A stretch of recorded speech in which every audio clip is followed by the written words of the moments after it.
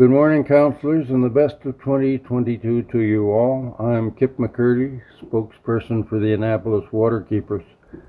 Our group has documented many violations of Environment Department, municipal, and provincial regulations at Arlington Heights, which we detail in your information packages.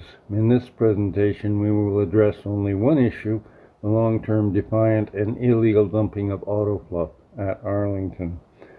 Fluff is the unusable residue from recycling cars.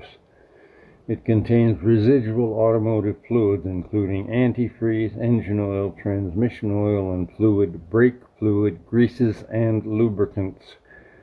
It also contains heavy metals like mercury, lead, cadmium, and zinc, and poisons like arsenic and ethylene glycol.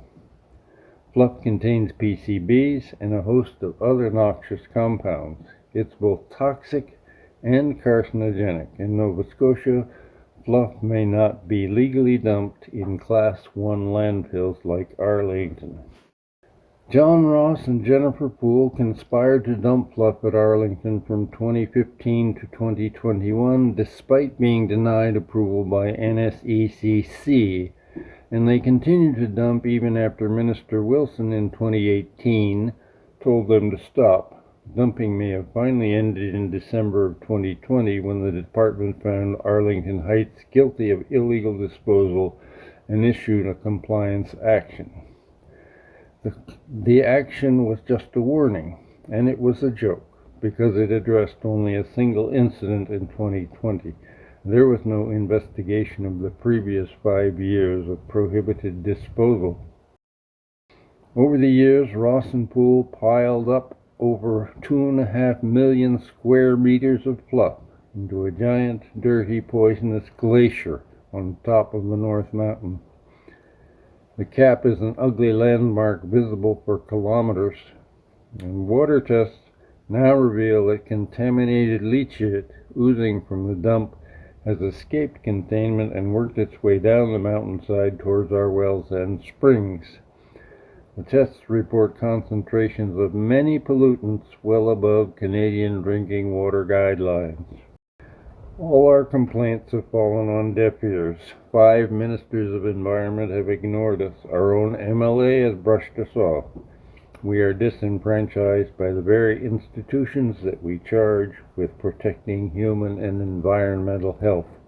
Our communities have become sacrifice zones. The truth is that faraway bureaucrats know little and care less about what goes on at Arlington.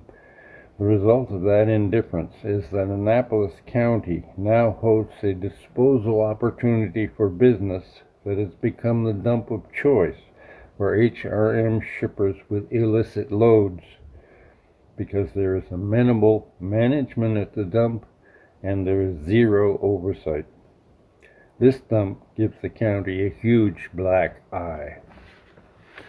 We have lost our health board and our school board to provincial control. Highways is now directed by bureaucrats in Sydney.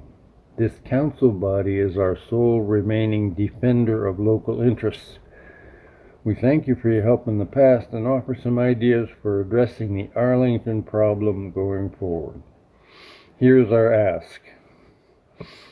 We ask you to pass a bylaw that would require council's approval for disposal of solid waste in Annapolis County. Your right to enact such a law is confirmed by the Nova Scotia Court of Appeal.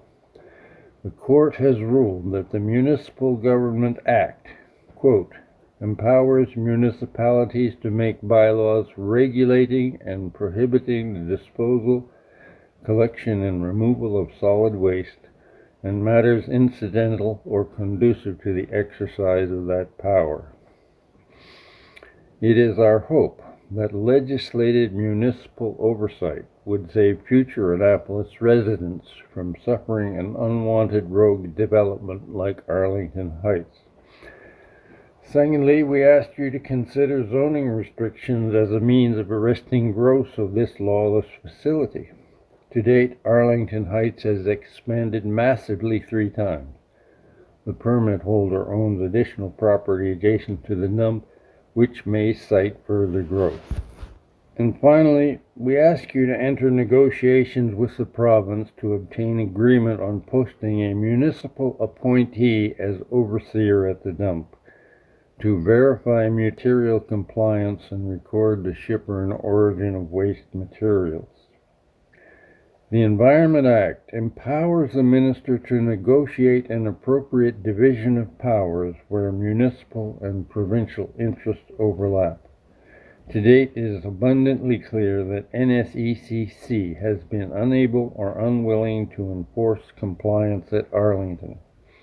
A full-time scrutineer that reported directly to council would solve the problem of non-compliant dumping. Of course, Arlington Heights would pay all associated costs. Thank you for your time this morning.